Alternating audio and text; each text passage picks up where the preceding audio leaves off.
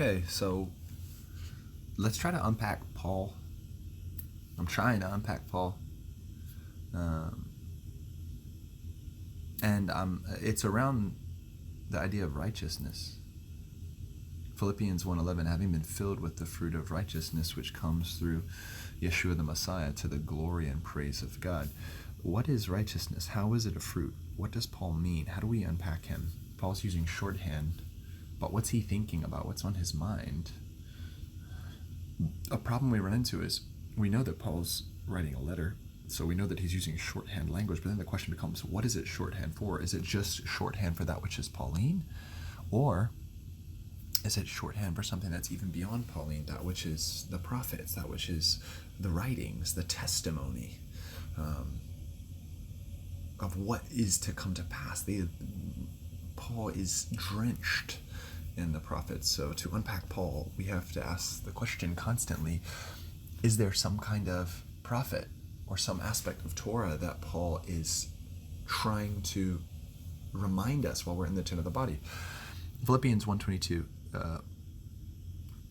but if it is to live in the flesh, this is fruitful work for me, and which I will prefer, I do not know.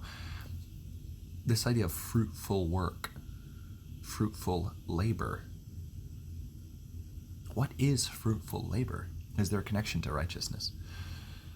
Philippians 1:25, and because I am convinced of this, I know that I will remain and continue with all of you for your progress and joy in the faith, or the faithfulness.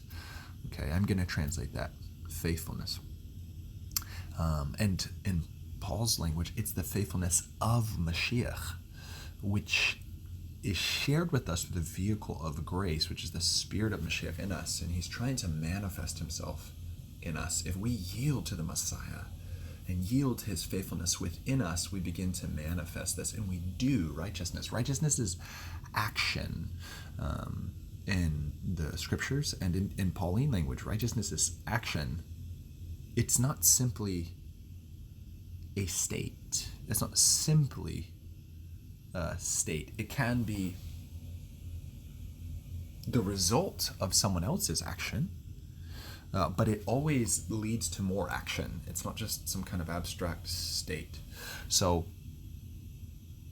Philippians 3:9, and may be found in him, not having my righteousness, which is from the Torah, but which is through the faithfulness of Messiah, the righteousness from God on the basis of faithfulness, or founded on the faithfulness, a righteousness that proceeds forth from the faithfulness, which is the faithfulness of Mashiach. And so just want to take a look at, we're going to dive into Isaiah 1 and say, okay, what could Isaiah 1 be telling us about Paul's understanding of righteousness in his letter to the Philippians? I think it could be telling us a lot, so we're going to look at it. Why don't we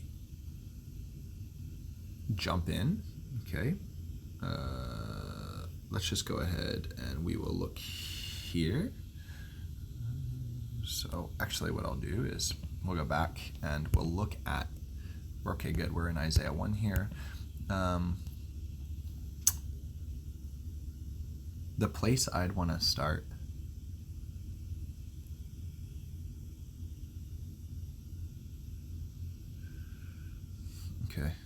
we have this, I'm going to start loosely. So we have this problem of sonship, all these Davidic dissonants in verse 1. And we'll go through our compare. This vision Yeshua receives is the sons of David. They're all leprous. And it's in their days that he has this vision. They're all corrupted, blemished. And then they're not blameless, that's an emphasis in Philippians. Keep that in mind, the idea of blamelessness. All of these sons of David have problems regarding leprosy. So the very first one, Uzziah, Uzziahu, is a Davidic descendant. He dies of leprosy because of folly. Hezekiah, he is struck. Yechizkiyahu, Hezekiah, he's struck with leprosy. And and he is healed of it, and 15 years added to his life. This idea of the blemishes, the internal blemishes of the son of David, and they're the hope, they're the anointed one, the Mashiach. So if they are blemished, if there is fault in them, if there is a defect, it's a good way to say this, we're talking about sacrificial language in the Torah. If there's a defect within them, and they're supposed to be the best of us, Mashiach is supposed to be the best of us, then what hope do we have?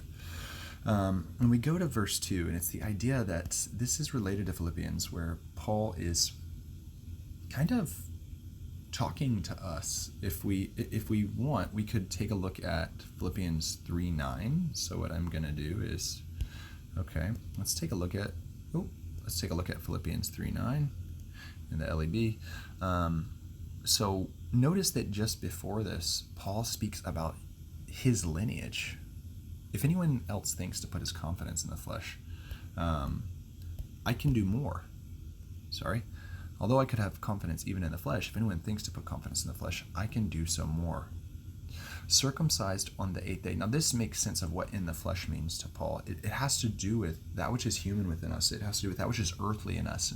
And in some sense, sometimes when Paul uses this, it's not pejorative, it's not good or bad, it's just the reality of realm distinction. So that which is exterior, that which is earthly, that which is temporary, circumcised on the 8th day, from the nation of Israel, of the tribe of Benjamin, a Hebrew born from Hebrews, according to the Torah, a Pharisee, according to zeal, persecuting the church, according to righteousness in the Torah, being blameless. So this idea of being blameless is important.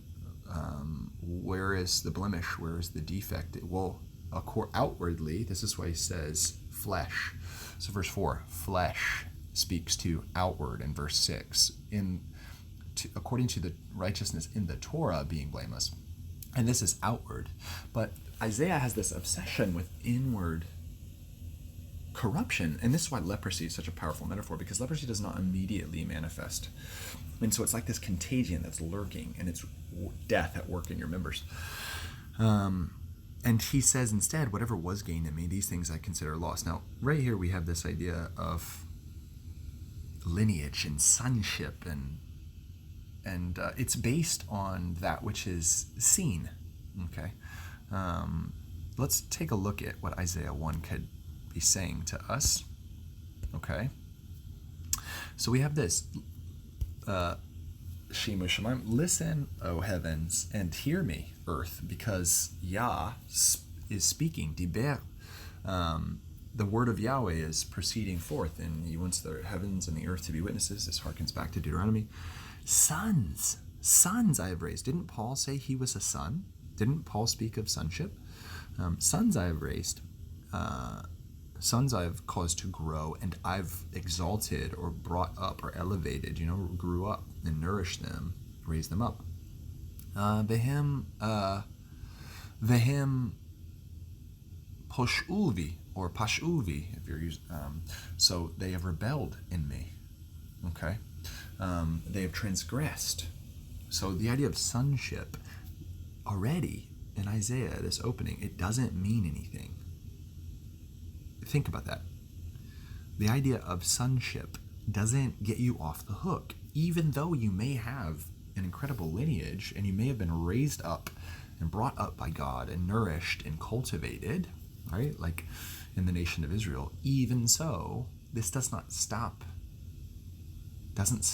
the Israelite from rebelling or transgressing against God. So obviously lineage can't be enough to cause you to be found blameless.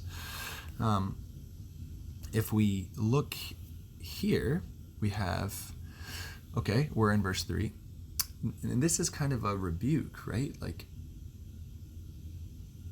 let's take beastly animals who really don't have an internal life, right? And let's use them as the parallel.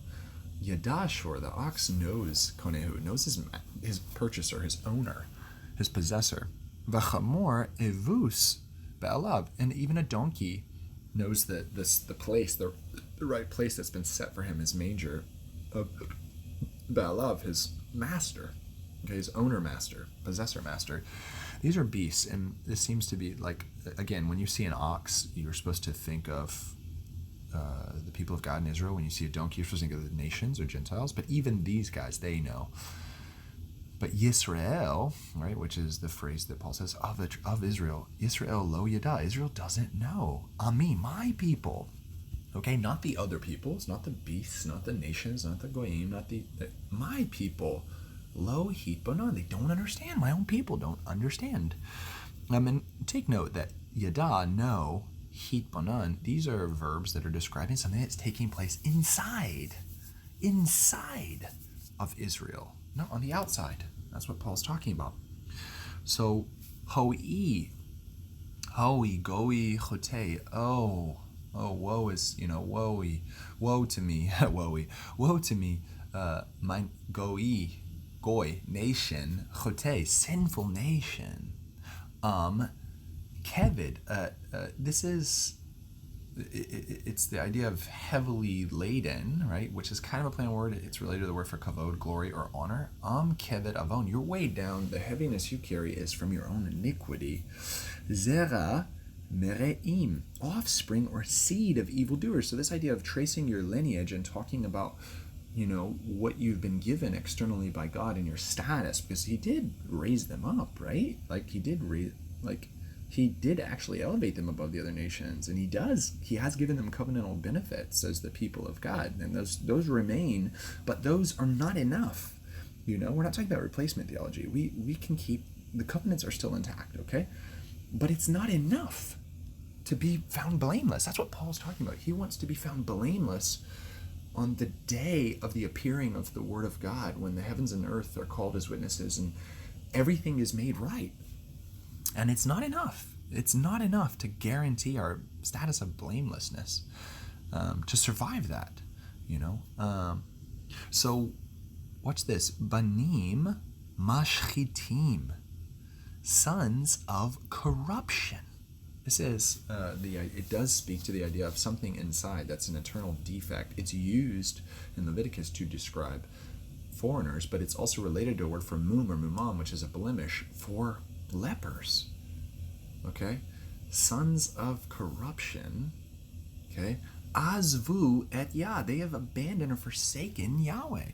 So here are these guys, they're forsaking Yahweh. So I guess that means they're not keeping Shabbat, they're not circumcising themselves, they're not avoiding clean and unclean foods. They're not, and what you end up finding is they're still trying to maintain the covenant in Isaiah 1, and it detests Yahweh.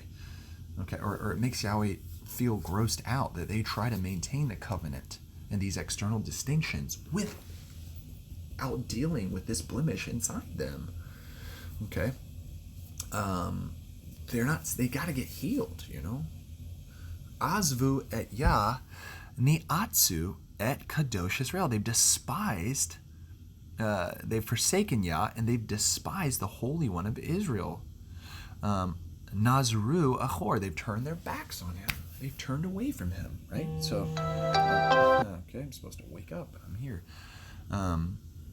We're at 13 minutes. And okay.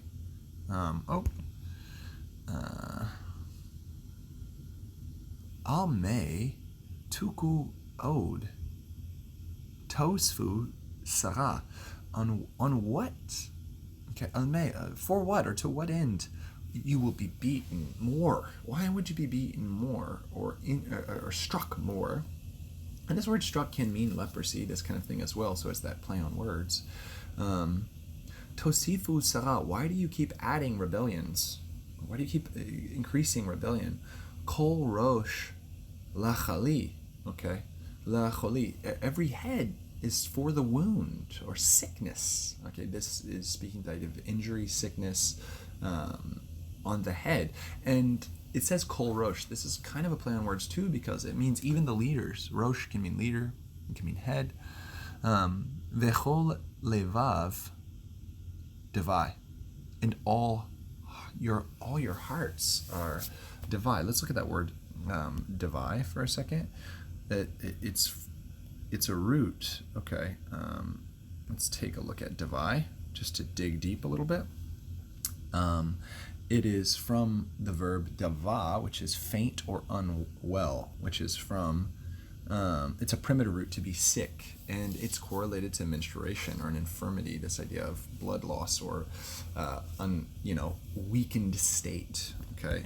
By extension, it has to do with sickness or sick. And it's female Israel, there's this idea that there is a loss of life, okay? And it is a woman, so this makes sense. But it's true of all of Israel metaphorically. And by the way, it doesn't say her outward. It's this play on the idea, levav. Okay, the heart is sick and faint in a way that's unclean, right? And then we have mikaf regel, from the sole of the foot, ve'ad rosh, all the way to the head. Ein bo mitom. There's no soundness, no blamelessness. Again, blamelessness, rightness. And this is a metaphor because Israel is being described as a wife or a woman in a way here, a woman. And it's saying from the bottom, from the lowest member of Israel, all the way to the head, to the highest, there's not in Israel blamelessness. Okay? Petza ve chavura, only these wounds, okay, and bruises or whelps, okay? Umaka, and sore, that which is struck. Triya, this is the idea of fresh or new, moist, dripping, putrefying.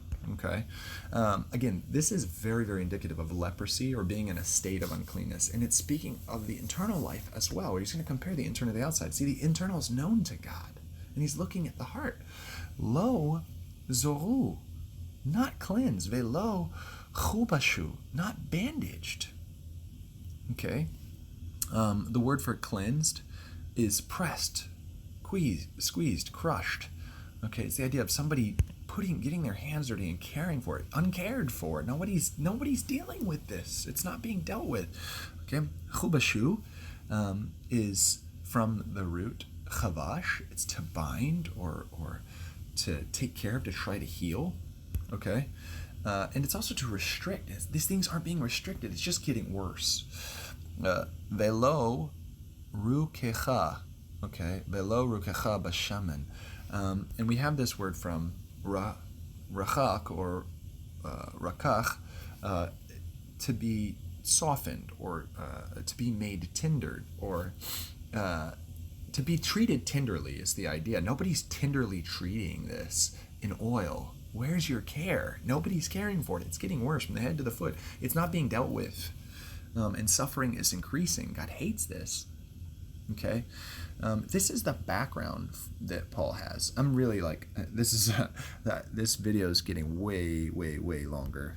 And that's just how it is, I guess. But, I kind of want, I'm just going to kind of jump to the idea that righteousness is an externalized thing, but it's not the keeping of Shabbat and these external works which are necessary to demarcate Israel from the nations, which is being explored in 1 and which Paul explores in Philippians 3. Righteousness is going to be found in verse 16 and 17. So we're going to see Rachatsu, wash yourselves. Hizaku, wash and cleanse yourselves. Hasiru, remove or turn away from roa, from harm or evil, the harm or evil. Ma'alalechim, from your deeds, your doings. Okay, so we're concerned about what they are. God is concerned about the doings. God's concerned about the external deeds, but he is saying the external is flowing from the internal. Minegadena, move these from my eyes. Chidlu hareya, stop doing harm, causing harm. Okay, stop it. Cease with proliferating and causing harm. You're not only harming, you're causing others to harm, and you're causing harm. And then, okay, God, what does that look like? How do we do that? And this is where we get to the idea of righteousness. Limdu, learn. This is, by the way, in Hebrew, this is just so special because lamad, or limed, to teach, it's where we get the idea of talmid, or disciple, or learner, okay? Limdu, through discourse, okay? Through a kind of discourse and back and forth with somebody that you're receiving from and learning from. Limdu heitev, learn to cause good and welfare. You're like, oh, okay. We're now getting to what righteousness is. Dirshu mishpat. Search out justice. The idea of justice isn't an abstract militaristic juridical background, but we have things in the Torah like the justice of the poor is the due. It's like the due of the week, not DEW, but DUE. What are they owed? The poor, when you have a field or a vineyard, you're not to glean over it. You're not to go over it twice, because the remainder is the mishpat of the poor. They're due. They're right. Okay. What's owed to them. And it's this idea of that which is set aside for the weak, so that there is equity. Not equity in some kind of weird socialistic sense, but in the sense of being able to have access to move up to the fullness that God has given us in his image. Okay. Ashru chamotz. Okay. We get this word ashru from asher, okay, or ashar, to go straight, to walk on, to make straight. So right here, ashru is the PL, it's the intensified. Make straight or straighten out. Chamotz. Okay, straighten out. Chamotz. It's the oppressor, the ruthless, which is from chamatz, to be leavened. Again, this idea of leaven or a contagion like leprosy. Okay, like straighten out those people who are oppressing. Right, that means people who are they're hurting the weak. This is what righteousness is, guys. Shiftu, judge. Shiftu yatom, judge the fatherless, meaning judge rightly and maintain good judgment for the fatherless. Step in and be. See, we think judge is bad. No, judge here is good. It means defend. Like take up the cause of the fatherless. This is righteousness. Rivu almana, argue and plead the case. Get in there and defend and argue on behalf of the widow, the weak. We have these categories of those who are oppressed, those who are fatherless or orphan, those who are the widows. Okay, that's righteousness. It's not holding the solemn assemblies and the Shabbat by itself. It's not these things. It's not, sacrifice can't replace these things. These distinctions that are given by God, the Torah, these things are given by God. There's something that's stopping us up, and it's our internal life. God is saying he's not against the Shabbats. He's not against these gatherings. He's saying that these things by themselves are not producing righteousness. And people are trying to say that's righteousness. Righteousness is taking care of the weak. Righteousness is defined by what you do with the weak. And God's going to reconstitute the city of Jerusalem and the nation of Israel, and he's going to do it around the weak. So let's just jump ahead, okay? And he's going to do this to the city. And he's going to refine it and remove this garbage. And then he's going to restore the judges. Why? So they can take care of the weak. Va'ashiva shoftai, okay? Like, I'm going to restore or return your judges. Keva rishana, the idea is, man, I need people who are going to step up for the widow and the poor and defend them. And that's what I'm going to restore. But I'm going to do it from the inside. I'm going to refine them. It's an internal thing that's going to get rid of the dross and the oppressors. And as at the beginning, this is a restart, a fresh start. And after this, you will be called, okay, Ir HaTzedek, city of righteousness, Kriya Ne'emna, and the city, or the clustering, the called together of the city of faithfulness. Righteousness and faithfulness are going hand in hand here. So the idea of righteousness proceeding from faithfulness in Paul's language is not even novel. This is just ancient stuff from the prophets. And Paul is just proclaiming and weaving it together with understanding that's granted by the grace of the Messiah in him. Okay? Zion, b'mishpat tipadeh. You'll be redeemed with justice. Ve shaveha beats daka. So the idea is Zion in justice will be redeemed. Okay, God is going to take care of these weak ones. And the parallelism here is the repentant ones are the ones who receive justice from God. Repentance, the ones returning to God. They got to return. That's repentance. Come back to me. Come back to my ways. Come back to the way I am. Okay, Shaveah beats daka in righteousness. The return to Yahweh will look like taking care of the weak.